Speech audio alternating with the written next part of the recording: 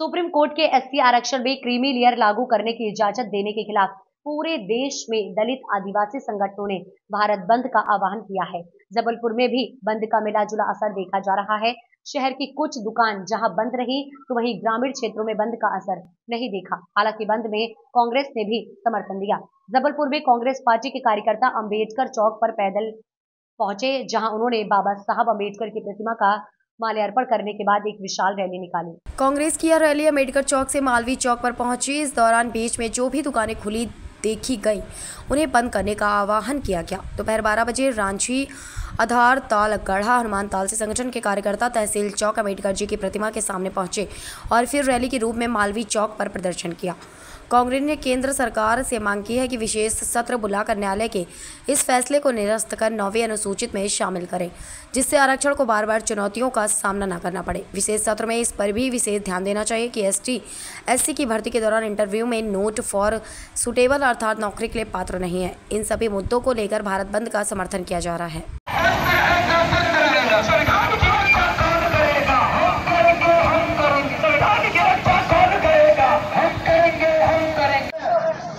आरक्षण के वर्गीकरण के खिलाफ सुप्रीम कोर्ट ने जो निर्णय लिया है उसको लेके आज समस्त अनुसूचित जाति जनजाति संगठन के लोगों के द्वारा जबलपुर के साथ साथ पूरे भारत को बंद करने का आह्वान किया गया है, क्योंकि ये नियम गलत नियम है और इसको लागू करने का अधिकार केंद्र सरकार को है।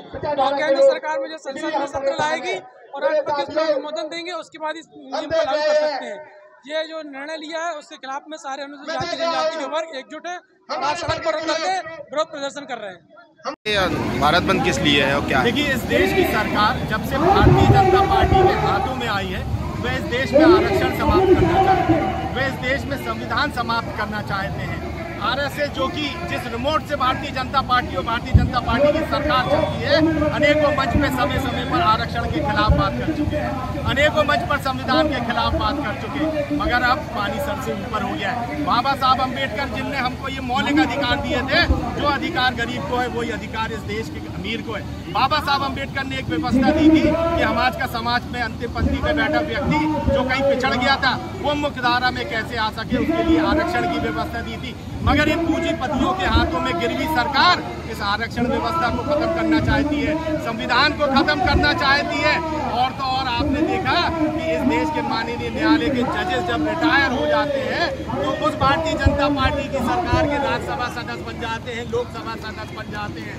साफ तौर पे इस लोकतंत्र को समाप्त करने के लिए एक बड़ी साजिश भारतीय जनता पार्टी और आरएसएस कर रही है। और आरएसएस का पुराना इतिहास रहा है कि आरएसएस हमेशा देश के विरोध में काम कर रहा है। जब अंग्रेज भी इस देश में थे, अंग्रेजों की मुखबरी करती थी, और जब अंग्रेजी विरोधी ताकतों ने इस देश को आजाद कराया तो कैसे लोकतंत्र में घुस के इस देश को कमजोर किया जाए, इस मानसिकता के साथ भारतीय जनता पार्टी और आरएसएस इस देश में काम कर रही है।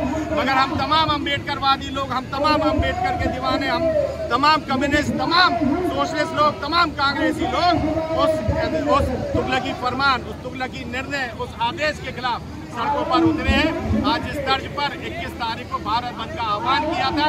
हम तमाम अम्बेडकरवादी लोग, कांग्रेस के साथी लोग यहाँ पर सड़कों पर उतर के सुबह से भ्रमण करके और जबलपुर बंद कराने का काम कर रहे हैं। सुप्रीम कोर्ट ने ऐसा क्या देखिए, जिस तरीके से सब क्लॉज का आदेश दिया है, क्रीमी लेयर का जो आदेश दिया, उसमें वर्गीकरण का जो आदेश दिया है, इस बात का हम लोग विरोध करते हैं। इस बात के हम लोग पक्ष में नहीं है। आरक्षण व्यवस्था जो पहले से लागू है उस व्यवस्था के तहत आरक्षण निरंतर लागू रहे, सरकारी नौकरियों में भी लागू रहे, शैक्षणिक संस्थाओं में भी लागू रहे।